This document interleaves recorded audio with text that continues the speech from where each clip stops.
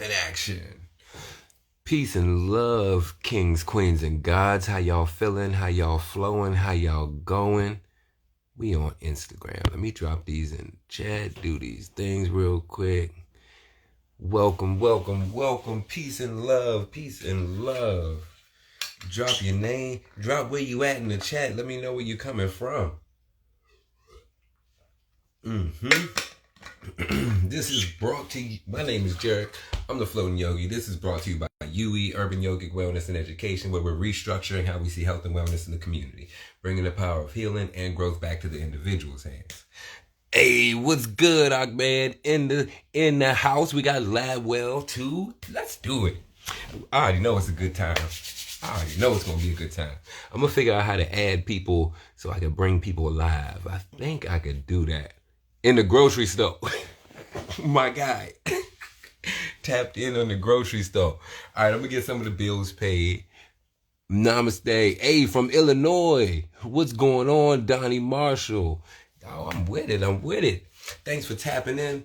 This is the third installment of the new book, Osho's The Book of Secrets. We just doing some excerpts connecting how Yoga, Tantra, and Ayurveda play as those sister sciences that create the pillars of health. The first book was The Only Way Out Is In. This one is the interim book that just has some fun facts in it, some real good info. Last week we were talking, I'm gonna finish paying the bills. I'd also like to thank Surreal Audio Solutions, DJ Thrill, No Commercials International, where you can check me streaming on all platforms. The Floating Yogi live from Costa Rica, that's gonna be lit. And you can also tune in while listening to that, and then jump into my stories and vote every day. Boom. Do you care enough about your mental space to meditate, or are you bullshitting on your greatness? Are you going to do what it takes to separate yourself, or are you going to just like sit back and enjoy the pain from comfort? Because there's pain and growth and there's pain and comfort. Take your pick. And that was the next point. Damn, that happened smoothly. I'm going to have to do a check mark for that next time. And I'd also like to thank Mono's Detox. Mono's Detox got the smoothies rocking. The sea moss, I'm telling you now, I got it in my fridge. I'm already ready for it. Okay, with the bills paid, we out the way. Last week we were talking about the doubting mind. We were talking about the conversation between Shiva and Shakti. Let me see if I can add Ahmed. We were talking about the relationship between Shiva and Devi, and how the masculine and feminine energies like intertwine, and it was showing that Devi was expressing what she thought and what she was thinking, not to get solutions, but more so to share with Shiva her mind. So it was for him to get a better understanding of who she was. She just wanted her doubts cleared, not necessarily like, let me find a solution. And that was giving Shiva the awareness of the doubting mind. It's not about solving the mind or like finding a solution, because a solution, the issue is that we're doubting. It doesn't matter what answer we're provided, because the issue is the mind that doubts. So treat the doubting mind, and then solutions will actually become in abundance.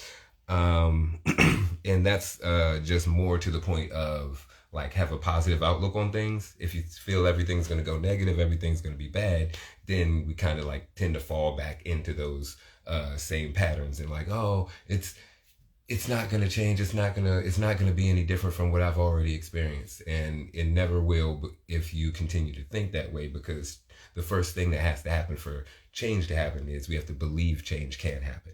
If we don't, then we're going to continue to block every potential blessing or everything that could be a blessing, because we maybe see it as a hindrance or something. Yeah. All right. So this week we're going to go into a little bit more fun stuff. I want to touch just lightly on a little bit of the difference between yoga and tantra, how he sees it, and how I've kind of like merged the two in. He sees yoga as a dualistic concept, and he sees tantra as unity and going beyond duality.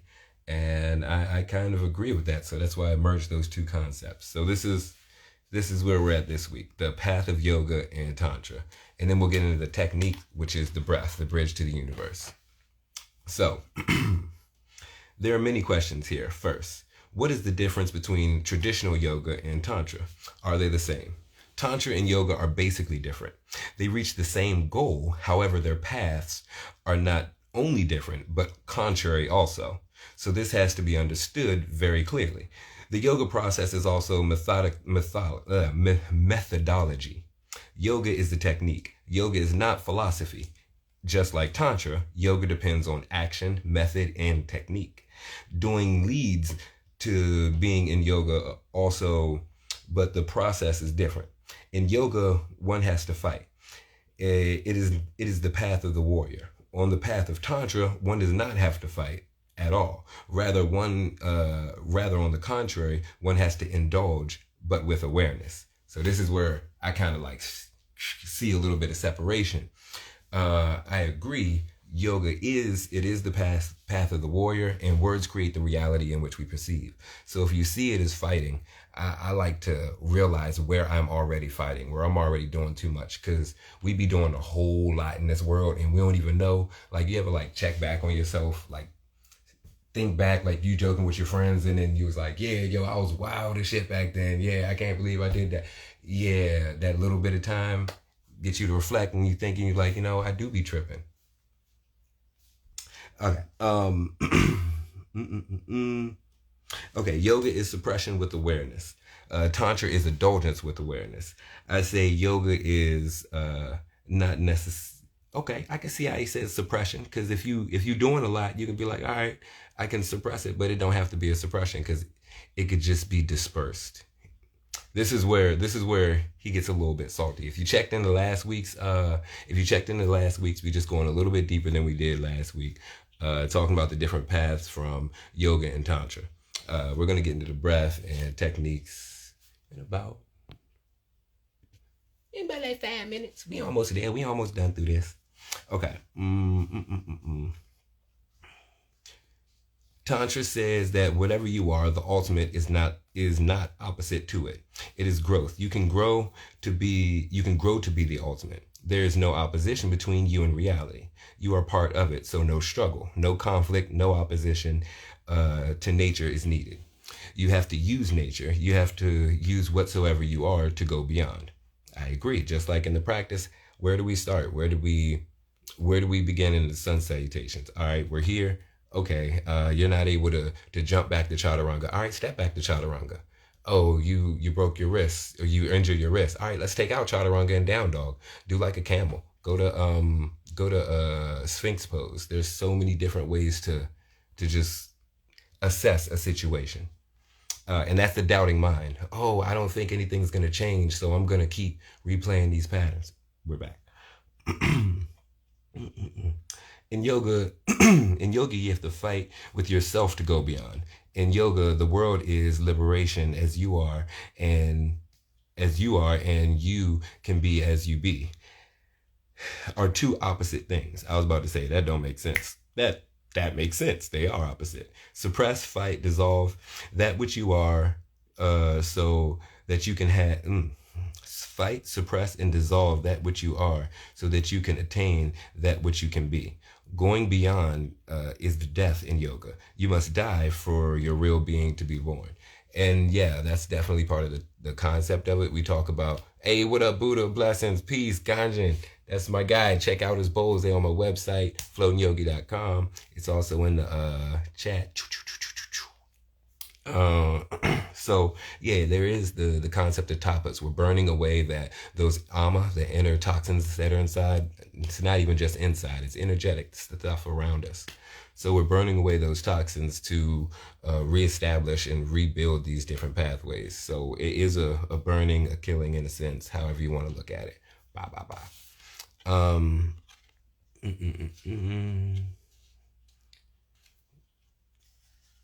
In the eyes of Tantra, yoga is a deep suicide. You must kill your natural self, your body, your instincts, your desires, everything. Tantra says accept yourself as you are. It is the deep acceptance. Do not create a gap between you and the real, between the world and nirvana. Do not create any gap. There is no gap for Tantra. No death is needed. For your rebirth, no death is needed. Rather, transcendence. For this transcendence, use yourself. For example, sex is there, the basic energy you are born with and through born with. The basic cell of your being and your body are sexual. So the human mind revolves around sex. For yoga, you must fight with this energy. I don't necessarily like the word fight. I'm going to keep reading and I'm going to come back to that. Okay, for yoga, you must fight with this energy. Through fight, you create a different center in yourself. The more you fight, the more you become integrated in a different center. That's true. And that's like going through different chakras, it's just different states of what you're aware of. When all of them are open, you're aware and not like blocked, damaged, jaded from certain things that have happened in your past. Like you don't get triggered and have a response. You sift, do that meditation so you can create that space between. And he says, you must, for yoga, you must fight with this energy. I don't necessarily agree with fighting. That's where transmutation comes in. Hey, what's up? What's up, DJ Tony? So instead of saying like fight with the energy, just transmute it. Don't try to say, oh, I'm not having sexual thoughts. It's the actions that you have behind it. That's the issue. If you're having them, redirect what you're thinking about, redirect what you are, be present in the moment. Don't wander with the mind in the past or in the future, because the mind doesn't have space in the present. We're going to get to that, but here, transmute that energy, use it for something else. And that's the whole concept of shifting it from sexual energy to creation energy. It opens our mind on how we see the basic energies that we utilize for every fucking thing in this world. Okay, and we're back. But he is right. That is a thing. We do go through those different levels of awareness, blah, blah, blah, blah, blah. The more you fight, the more you become integrated in a different center. Yeah. The sex is not your center. Fighting with sex, of course, consciously will create you in a new center of being, a new emphasis on the crystallization. Then sex will not be your energy. You will create your energy fighting with sex. Haha, I like that. A different energy will come into being in a different center of existence. Yes, I like that. Ooh. Sex will not be your energy. You will create your energy by fighting the sex energy. Recognize it, but don't fight it. Yeah, just let it be there. Come on, man, you with the shits. Okay, for Tantra, you have to use this energy of sex. Do not fight with it, transform it. I just said it earlier. Do not think in terms of enmity. Be friendly to it. It is your energy. It is not evil. It is not bad. Every energy is just natural. It can be used for you. It can be used against you. You can make a block of it, a barrier, or you can make it a step. It can be used. Rightly used, it becomes friendly. Wrongly used, it becomes your enemy. But it is neither. Energy is just natural. As an ordinary man is using sex, it becomes an enemy. It destroys him. Simply dissipates in it. And I agree with all energy. It's just what it is. We make what we make out of it. We put our own perception and project on it. And a good correlation for this, and a lot of I practice and teach Ashtanga, and a lot of people say the blocks, they don't like props, straps. I'm like, nah, get them shits.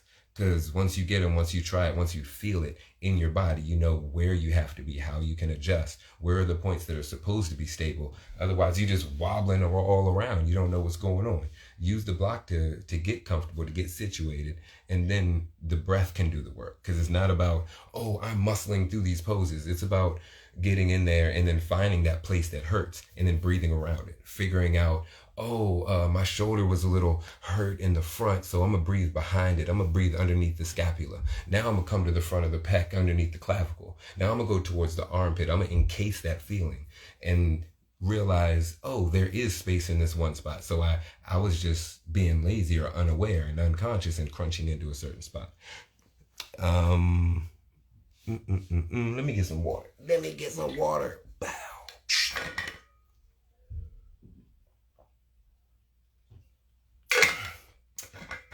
This is the Floating Yogi Book Club. We're here every Monday night, 6 o'clock. Check us out.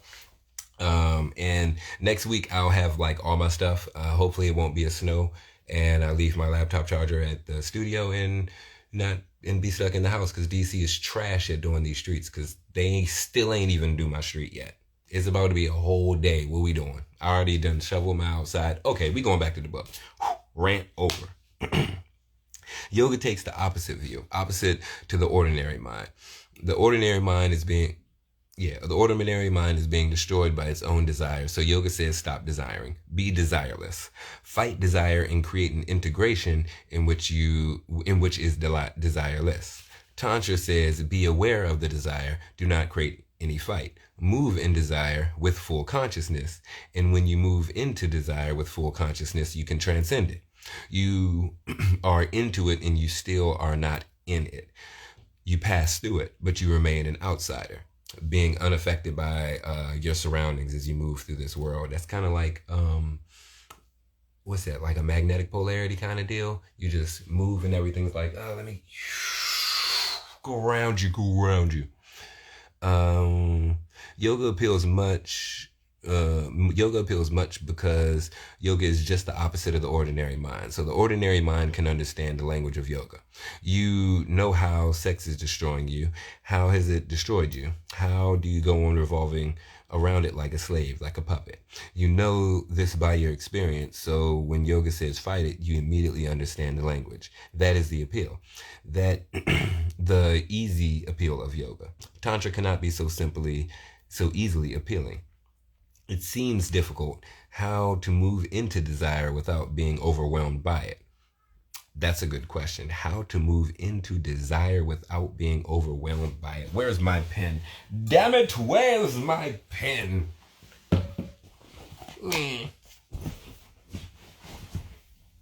Found it. Boom, boom, boom, boom.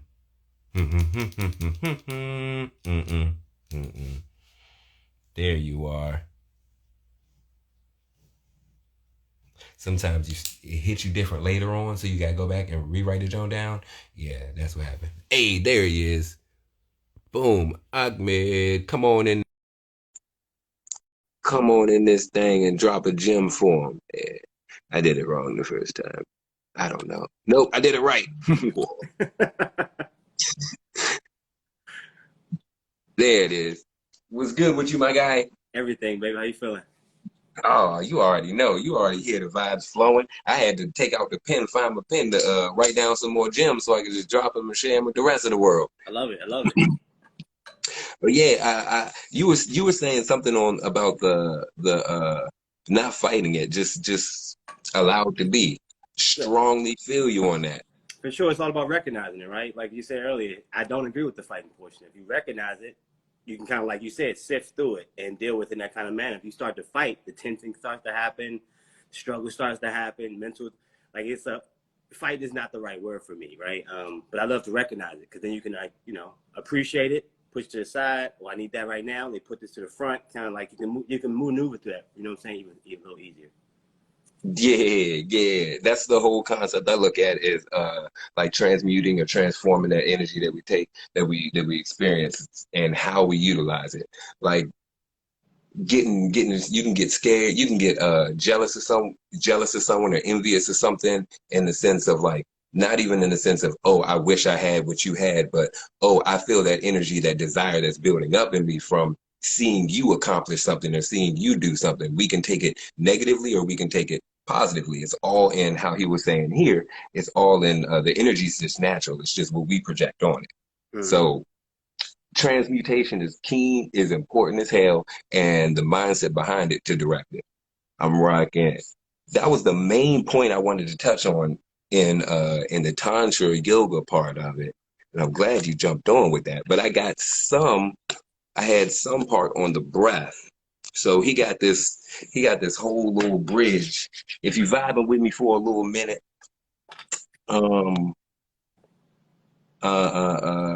if you vibing with me, if you feel something, if it's striking you, just jump on out and say it. Just jump on it. Wow.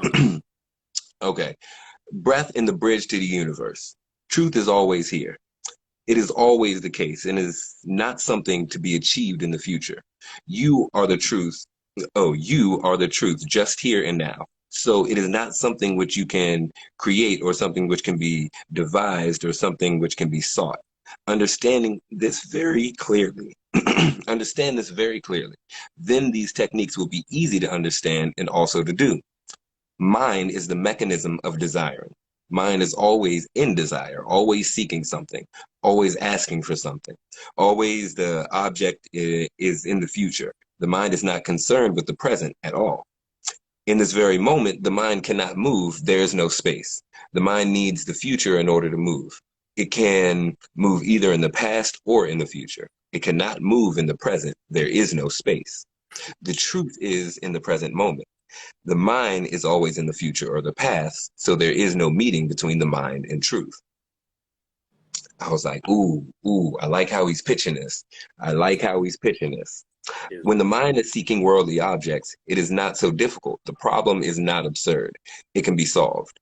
But when the mind starts seeking the truth, the very effort becomes nonsense because the truth is here and now, and the mind is always then and there.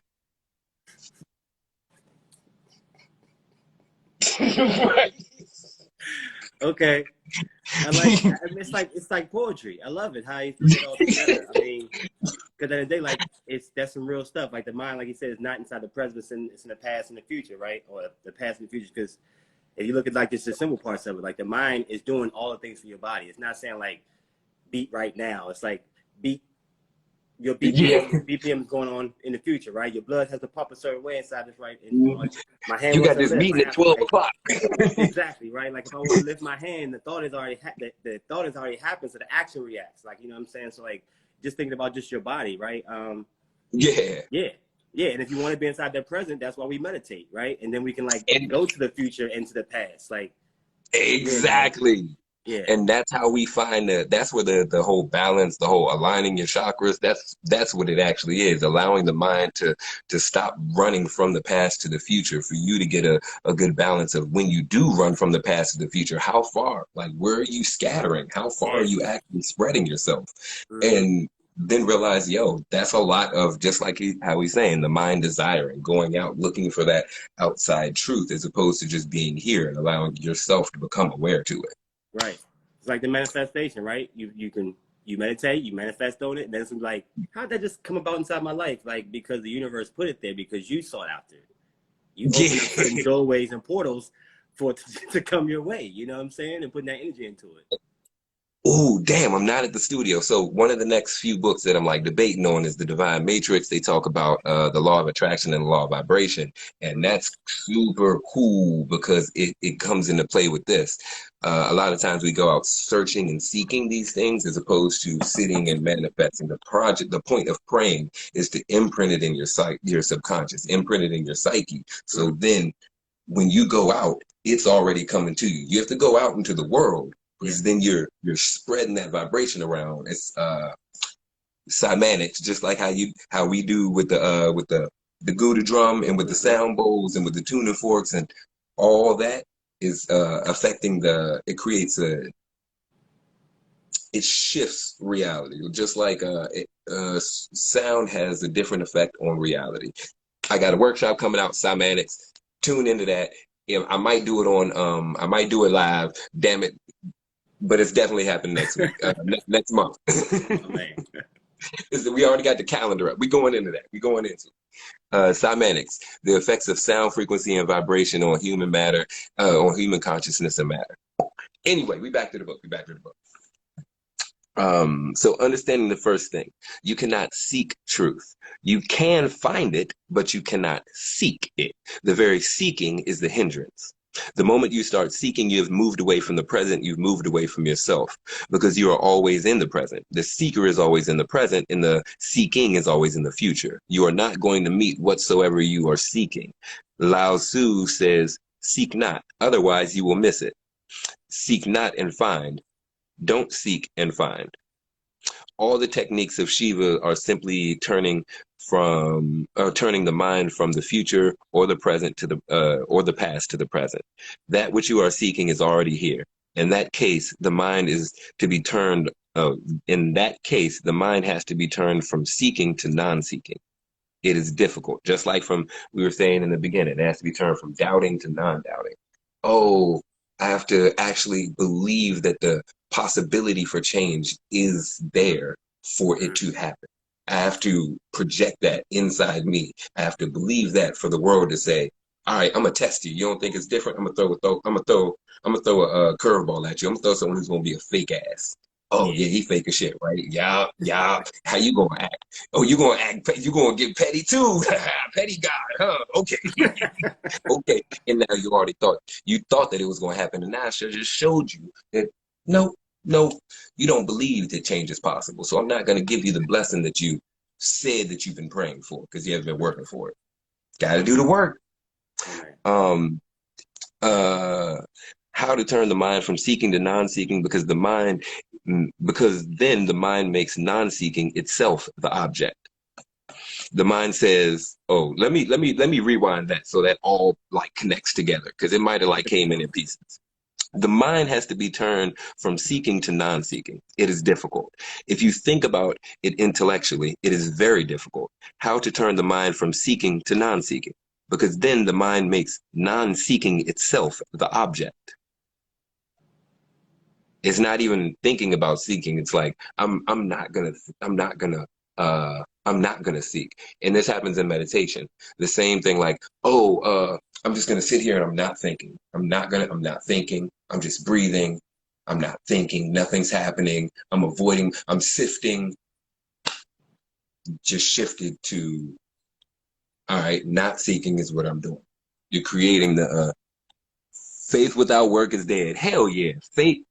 Damn it. Someone else said that recently. And I was like, I was throwing fucking rice and pins at my screen. Was vibing with them. I was like, take the pen. I'm done writing for the day. Oh, man. Okay. So the mind says, don't seek. Then the mind says, I should not seek. Then the mind says, now non-seeking is my object. Now I desire the state of desirelessness. The seeking has entered again. The desire has come again through the back door. And that is why there are people who are seeking worldly objects. They are the people who think they are seeking non-worldly objects. All objects are worldly because seeking is in the world.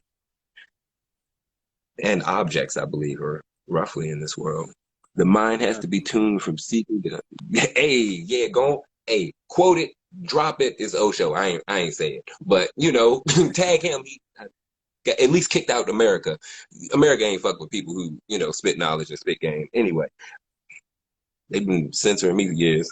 All right, so you cannot seek anything non-worldly. The moment you seek, it becomes the world. If you are seeking godliness, your godliness is part of the world. If you are seeking liberation or nirvana, your liberation is part of this world. Your liberation is not something that transcends the world, because seeking is in the world. Desiring is in the world. So you cannot desire nirvana. You cannot desire non-desire. If you try to understand intellectually, it will become a puzzle.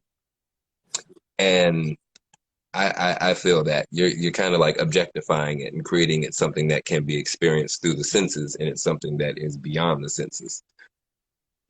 I hear that.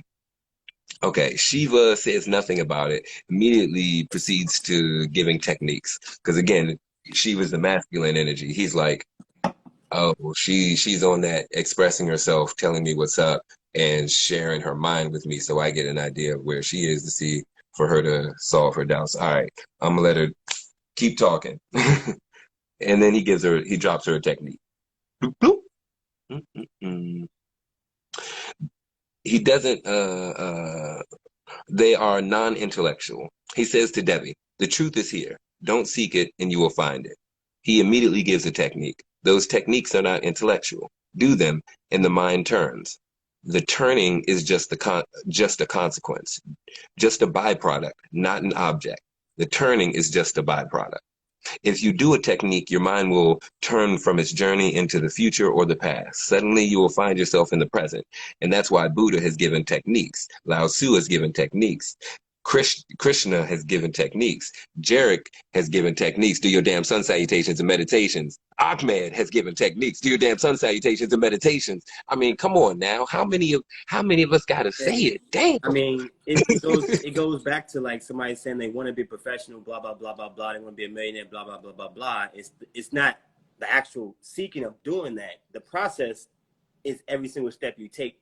Waking up at 2 a.m. and going and run 5-hour sprints, whatever like that. That's the process to get to wherever the hell you want to go, right? It's like you can dream and aspire to be all these different things. But if you're not putting the sequence of succession of actions together, then that shit is just a pipe dream. Like, I can dream to do a handstand. I can dream to put my legs behind my head. But if my body is not open to doing such because I haven't put it through certain motions, it's just a dream. Yeah. And someone else said it earlier in the chat. Lad Will Greg with the golden voice. I think he said it. Faith without works is dead. Yes. Mic drop. All right. And we're back. Oh, and if you're live with us, let us know where you're at. Let us know how you flowing with us, how you're feeling. Cash App, Venmo, PayPal, all that stuff's in the bottom. I appreciate it. This is how we keep it going. We expanding. I don't have all the other podcasts. I don't have all the other stations and stuff rocking tonight. We just on IG, but we're gonna be back on all the other platforms next week. Get up out this bitch. There it is. We got the golden voice with the golden voice. What's happening? What's happening? I thought you was already stationed and stuff. We ain't gonna have you driving, man. Go on, get home safe. I'm gonna keep listening. I'll jump back in when I get home. I'm close though. Yeah. All right. Let me see how I pop out of here. Yeah, I don't know how to do it. I love how we're so technology savvy. I know. Right. I got it. He said, I got it. No, there we go. You don't got it. I ain't figured out how to do it. I'm glad he figured it out. Okay. So yeah, just do the technique because faith without works is dead. Okay. But they always introduce their techniques with intellectual concepts. Only Shiva is different. He immediately gives techniques and no intellectual understanding, no intellectual introduction, because he knows that the mind is tricky. The most cunning thing possible. Facts. It can turn anything into a problem. Non-seeking will become the problem. James 2:1. Faith without works is dead. Damn it, that's where it was. Thank you for the reference. I was like, hold on. I know it was something. Anyway, there was also a movie that said it recently. And I'll get back to it. There are people who come to ask how not to desire. They are desiring non-desire. Someone has told them, or they have read somewhere, or they have heard spiritual gossip that if you do not desire, you will reach bliss. Oh, you will reach bliss. It's going to be so great. And if you don't desire, then you'll be free. If you don't desire, then there'll be no suffering. Then their minds hanker to attain that state where there is no suffering. So they ask how not to desire.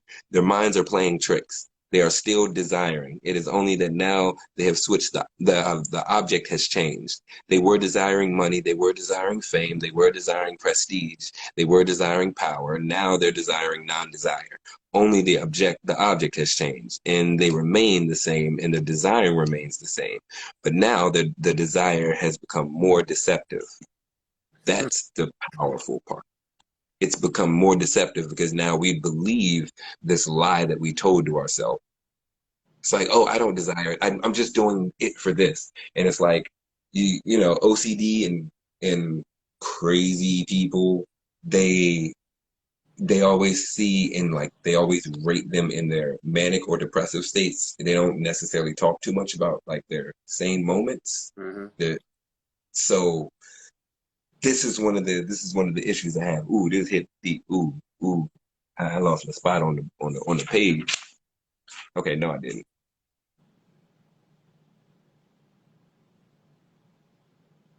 I did lose my spot. No. I thought you was using your card for your spot holder. Yeah. So I laughed and I blew it off the book. Aha. That's that breath work. That breath work strong, baby. That's We're right. gonna come back to it. It always comes back. It always comes back. We'll come back to it. I get back to the book. All right. You go from thought to desiring. They're still desiring. Oh, you have the same amount of intensity. If addiction and stuff like that, you have the same amount of intensity. Generally, it just spreads to other things, and you can see how Mm-hmm. it spreads to other things. The more aware you become, I Yeah. feel like. So You that's just like you're just substituting for something different. Yeah, it's like that part. it's like the person who is above everything, right? It's like switch something else. It's not time Yeah. switch something else, right? It's like it just keeps on interweaving to different things. You know what I'm saying? So like, I agree with that. That's real. Yeah, get to the root of the issue and don't try to overcomplicate it and then get lost in the tricks that your mind plays on yourself. Mm-hmm.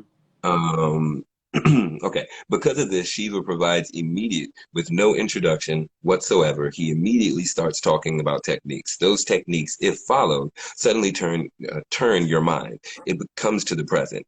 And when the mind comes to the present, it stops. It's also no more.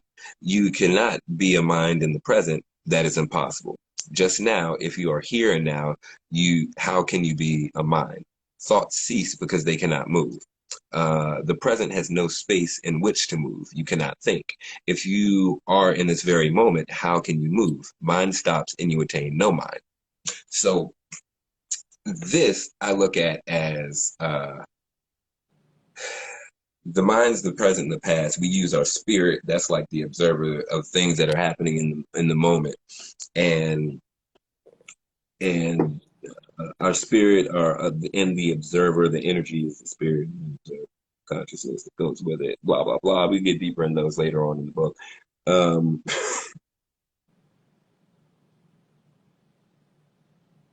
Whatsoever. You got me pulling out my journal right here. I had a thought, and then I had a brain fart, and I was like, I gotta start writing my thought down real quick. Yeah, I got the pen. I had the underline. I dropped the ball on the underline. I mean, on the card underline. But I'm gonna get back to it because it's on this side. I'm gonna see it's on this side, so it slopes and falls off. As I get to this side, I'm gonna readjust, and we back in action. I got choo choo choo choo choo choo choo choo, and it's definitely like Bible paper. Like, Yeah. you know what I'm saying? Yeah. I digress. Okay, so the mind stops. There's no mind. The spirit's in the present, and that's how we affect everything. That comes back to the meditation that we were talking about in the beginning. The sifts, allowing things to happen, and that over exertion that we have. It ties back into that. Okay, so the real thing is how to be there, how to be here and now. You can try, but effort may prove futile. Because if you make it a point to be in the present, then this point has to be moved into the future. When you ask how to be in the present, again, you are asking about the future. This is a moment in passing in the inquiry. Oh, it came back to me. Oh my gosh, it always comes back. I'm trying to tell you. So the mind's in the present, and the mind is also delayed because the mind receives all these sifts, sensations, images, feelings, and thoughts from this information from the outside world. From there, it has to process and then react to it. So that puts us in the past when we're thinking about what the future is going to happen, or in the future when we're in the past thinking in the future thinking about the past, or we're in the past thinking about the future. It puts us in the future. And when we shut those off, we're able to center in the middle. But anytime we start to go into those sifts, like if you're doing that sift meditation, you'll realize when the mind really starts turning, how the body reacts, where the tension comes in, the rigidity, and you can start to ease and let that go. That's when he's talking about the breath, and these are the techniques to bridge.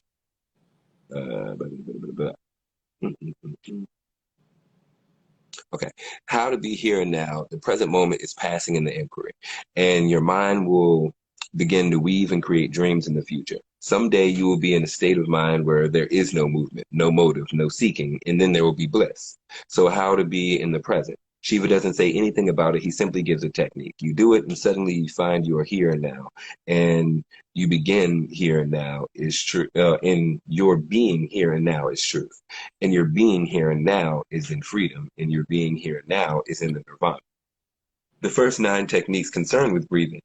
So let us understand something about breathing, and then we will proceed to the techniques. We are breathing continuously from moment of birth to the moment of death. Everything changes between those 2 points. Everything changes, nothing remains the same. Only breathing is a constant thing between birth and death. That's why it's important to create to sync our conscious to it, because it brings us back to moments that we don't necessarily consciously remember. There's like 8 different types of memory. We'll get into that later, maybe on the book, the Flow book. Yeah, that's interesting. You know, I love how they put that, because like if you tap back into what pranayama really is, the control of your life force, right? It's like rather than just saying it's your breath, like it's just breathing. It's a life force. Yeah. You know what I'm saying? Like, and when you can control your breath in different aspects in different ways, you can excite yourself, you can calm yourself down, you can be still, you can like all the different things. There's so much power inside of it, like amazing. Yeah, you can truly affect the nervous system, not just, the nervous system, how you feel, but the sympathetic, the parasympathetic system. How do you get excited? What happens from that? How do you calm down from that excitement? How do you know that you haven't calmed down from that excitement? Mm-hmm. And you have some build up, and that's how people have blow ups. So it's like, it's restructuring how we see health and wellness in the community. Okay. The child will become a youth. The youth will become old. He will be deceased. His body will become ugly, ill. Everything will change. He will be happy, unhappy, in suffering. Everything will go on changing. But whatsoever happens between these 2 points, one must breathe. Whether happy or unhappy, young or old, successful or unsuccessful, whatsoever you are, it is irrelevant. One thing is certain: between these 2 points of birth and death, you must breathe. Breathing will be a continuous flow, no gap, if possible. If even for a single moment you forget to breathe, you will be no more. That is why you are not required to breathe, because then it would be difficult. That goes into the autonomic nervous system that we don't consciously have like that awareness of. That's why we tap into it with this pranayama, with this breath work, to get deeper into it and understand those involuntary reactions and responses that we have and bring the conscious awareness to it. Even for a single moment,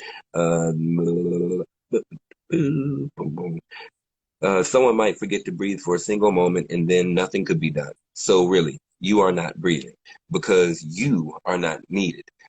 You are fast asleep, and breathing goes on. You are unconscious. The breathing goes on. You are in a deep coma, and the breathing goes on. You are not required. This is a nice correlation when they talk about breathing is something which goes on in spite of you.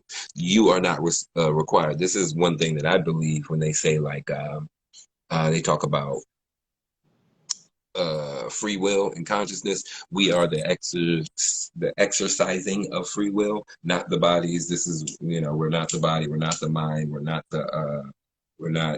even the energy that powers it. We are the observer of them, which puts us in a whole different way to look at reality. Could you just imagine if we had to think about breathing, bro? We'd be fucked. We'd be fucked. You know how many people forget their phone in the house and it's in their pocket? You know what I'm saying? Like the keys. That would be some.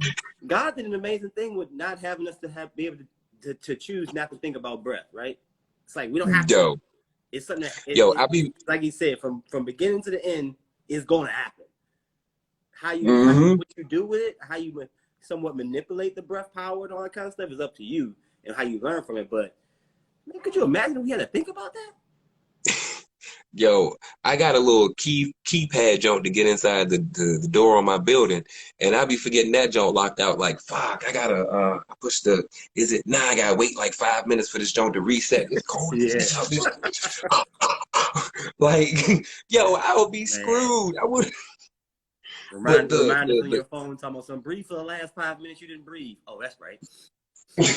And I don't know nobody going 5 minutes without breathing.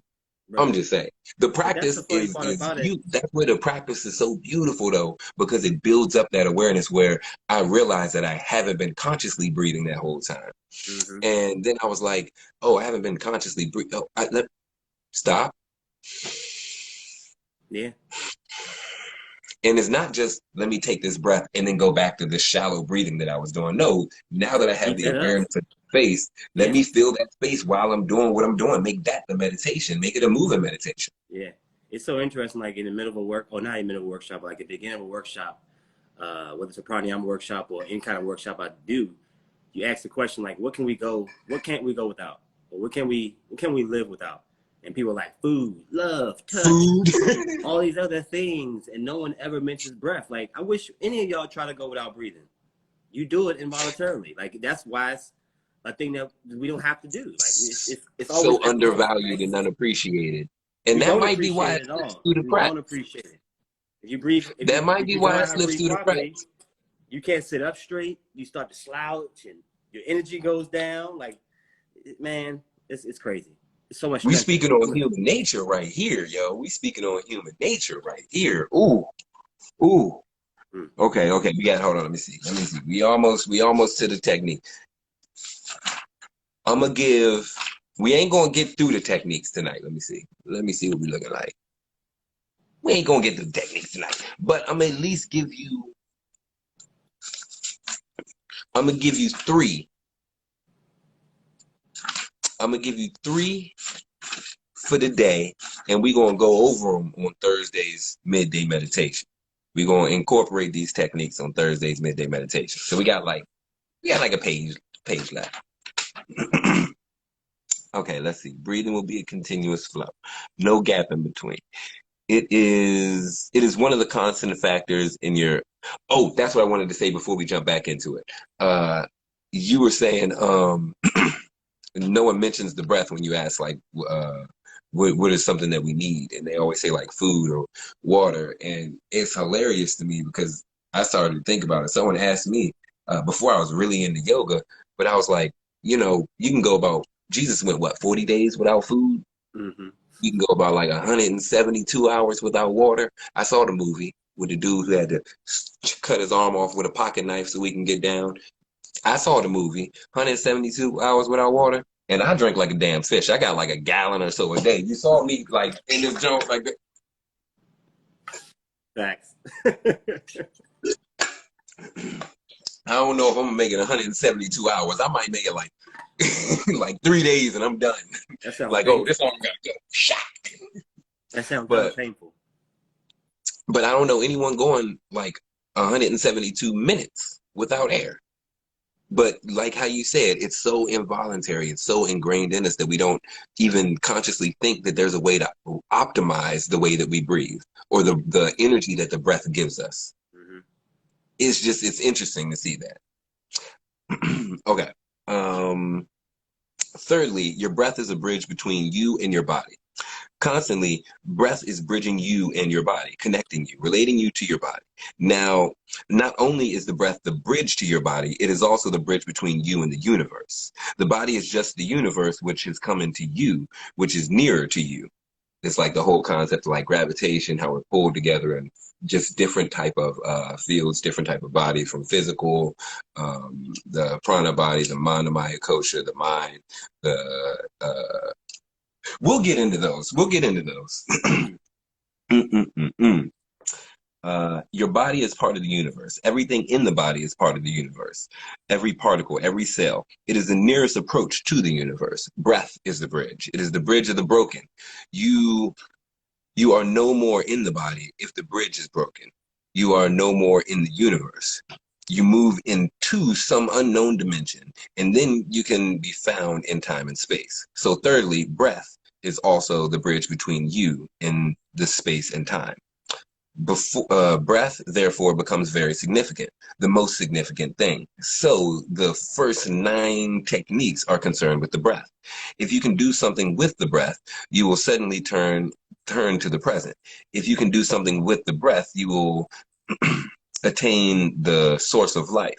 If you can do something with breath, you can transcend time and space. if you can do something with breath, you will be in the world. You will be in the world and also beyond it. And for me, this has given me the concept of what we got.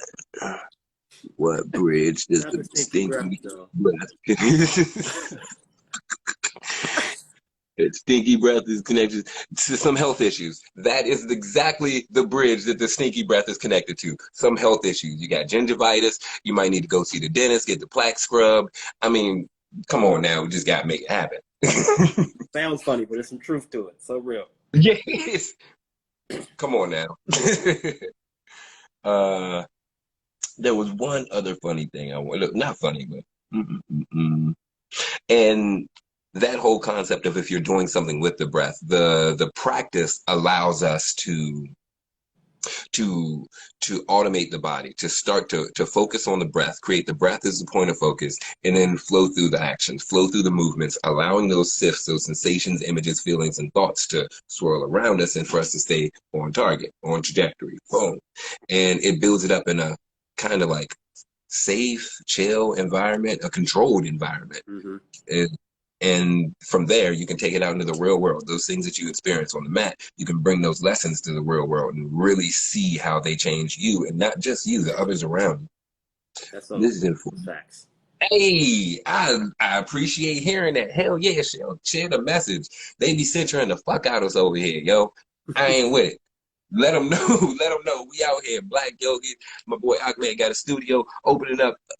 I ain't gonna say too much. Suka house. We got the Ashtanga. It's coming around the corner, We got the rocker teacher in there. G in the other room. She gonna be teaching some Ashtanga too. We gonna make it happen. Yes. Black health, black wealth. We doing it. Yui Suka house. Let's make it happen, yo. That's the dance. You can only see part of the body. Normally, it's a little bit more of a body, but I digress. I mean, it's wonderful you say it about the breath tying into the movement of your body and all that kind of stuff. Because at the end of the day, it's like all the hard and intense portions of practice and moves that we're doing. It's like, well, it just started from us sitting down, breathing, and then it evolved. Yeah, let me right? throw some hearts on there. Yeah, it just evolved. That's all it is to it, right? Sun salutations, everything evolved from that, right? Evolution just continues to happen, and like. You can't do sun, or not saying can't, but if you're not doing sun salutations or you're not putting that into your practice, don't expect to be doing like all the extra anything more advanced. It's like it's literally the foundation. Like it starts like almost every type of every type of lineage of yoga, tradition of yoga that has its own set sequence. Sun A, Sun B, Sun C, like they have a sun something, right? Yeah, it's illuminate, right? They even got the moon sequence for the days you ain't doing it on the sun. Bruh. For the full moon or the new moon. You have to do it, and those all are tied to the breath. Like, and if you're not breathing properly, the movements don't feel as pleasing, or it's not in sync, right? If you're not tying the breath, and you're not detoxing that ama. You're not getting any of those toxins out of the body. You're not moving into different areas. You're just constantly doing the same thing, repeating the same thing, and expecting a different result. A lot of confusion is happening. You know the result. You know the answer to that. That's insanity. Yeah, I wasn't trying to say it because that's that. But you threw it out there. Yeah, that's what the hell it is. You know what I'm saying? The hardest things become so easy with the proper breath. Facts. I got some bodybuilder friends. Squats. That's what they be talking about. Leg day. Just breathe. He ain't bullshit. Yeah. They confirm. Okay. Breath has 2 points. One is where it touches the body and the universe, and another is where it touches you and that which transcends the universe. We only know one part of the breath. When it moves into the universe, into the body, we know it. But when it always moving from the body into the nobody, from the nobody to the body, we don't know the other point. If you become aware of the other point, the other part of the bridge, the other pole of the bridge, suddenly you will have been transplanted into a different dimension. I think we got Labwell in here. I'll be a little late with the tech, but we getting it. As he hops in. Suka Center coming soon. There he is. There we go. Yo, Welcome, welcome, welcome, welcome, welcome. appreciate it. You got Appreciate anything? it. I Yo, would just jump in, but I feel like you got some fire to add to it, so I'm gonna shut the fuck up. no, real quick, man. Y'all were talking about the breath and how you can use your breath to control things, control your body and control your space. I know we're not really talking about it right now, but food is another thing. If you can control your food, if you can control your eating habits, man, you can control a lot of stuff as well. So there's just that a little bit of science in that for the benefits of fasting. You just had me thinking about that while y'all were kind of going on and on about the breath. Because the breath, I mean, the breath work is amazing. And even in Qigong practices, in the Qigong practice, you change the length of time that you inhale and exhale to either heat or cool the body. Um, I might be a little off because of my signal or wherever you guys were in the conversation because it looked like it jumped as soon as you pulled me in. Now I'm with the I shit. You might be flowing. okay, but yeah, so yeah, there's a lot of science to it, and it's been taught just like you said. Jarek's teaching it, Lao Tzu teaches it. A lot of the ancient sciences when you're working with these ancient movement practices and meditation practices and breathwork practices, man, it's all in the breath. Mm-hmm. Yeah, Yeah, facts man. on a billion. Yes, sir. Okay, all right.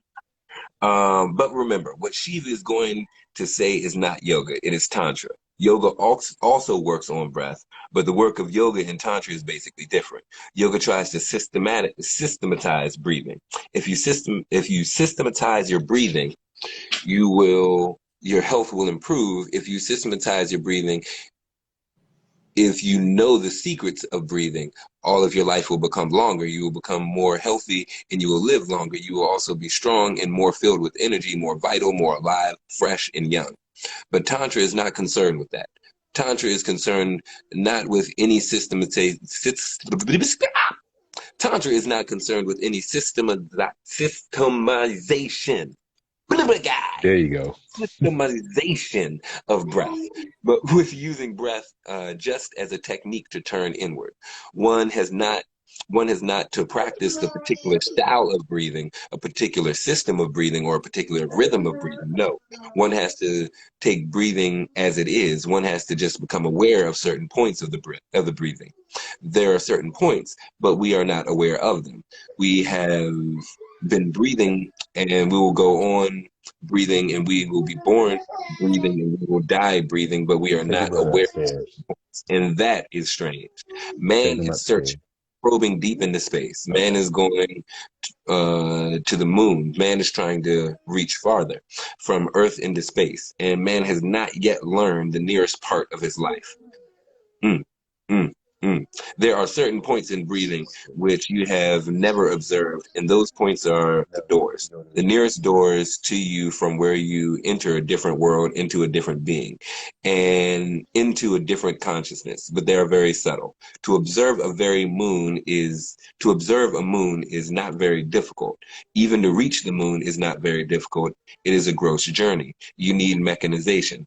You need technology. You need accumulated information, and then you can reach it. Breathing is the nearest thing to you. The near and the nearer the thing is, the more difficult it is to perceive it. The nearer it is, the more difficult, the more obvious it is, the more difficult. It is so near to you that, again, there's no space between you and your breathing, or there is a small space between you, and that you will need a very minute observation. Only then will you become aware of certain points. These are the basis of these techniques. So next week we're gonna go into the basic of these techniques. Awesome.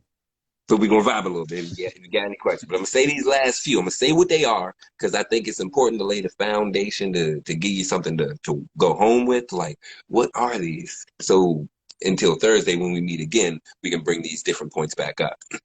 So we have one, watch the gap between the two breaths. Two, watch the turning point between the two breaths.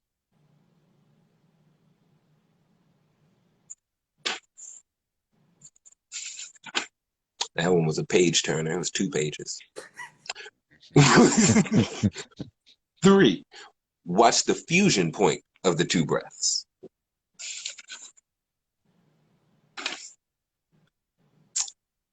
4, be aware when breathing stops.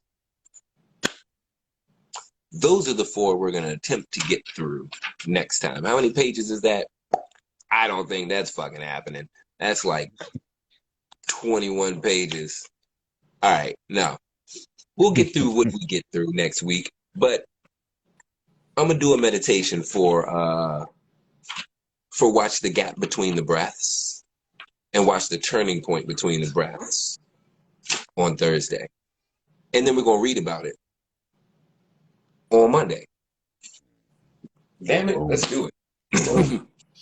With that being said, I'd like to thank LabWell Solutions. Thanks for coming through, Greg, Ahmed, Sukha Center, the Yogi Man. I'd like to thank UE, Urban Yogic Wellness and Education, restructuring how we're seeing health and wellness in the community, bringing the power of healing and evolution back into the individual's hands. I'd like to thank Born to Fly Fitness, where fitness is fashion, Buddha a blessing, the bowls that you're going to hear on Thursday, magic ringing to your ears, through your cerebellum and your body, all the frequencies rocking. You can check them out on my website. And also, I'd like to thank Moto's Detox. The smoothies, they rocking. I'm telling you now, I got the ski moss in my fridge. They going to be on the website too. You can go and get all that shit. Let's make it happen. Again, thanks y'all for coming out. And Thanks for having me. I almost forgot. Y'all can bet, but I gotta drop the schedule. Monday night we are here. We are here every Monday night, Floating Yogi Fundamentals. The book club. Tuesday is Ashtanga. Lay it half primary. This is how we bring those practices, those sun salutations, create our own practice that we were talking about. This is where we can vibe together, create your own practice, bring it to Sukha Center, where we'll be on Monday through Friday, making it happen. And then there is Thursday, Midday Mind Right, every Thursday, streaming on all platforms, and a little quick 30-minute break from the day. Get your mind right, come back, make it happen. And then there is Saturday, we are back with Floating Flow. Christmas, New Year's behind us. We're ready, back on our mission, dedicated, making life happen. We'll be here this Saturday, 10:30. And Sunday, Elevated Sift and Flow at UE Center. It's here for you. Tickets are on the website. Check it out. Again, thanks coming out. Peace and love, kings, queens, and guys. Peace. Peace. Peace.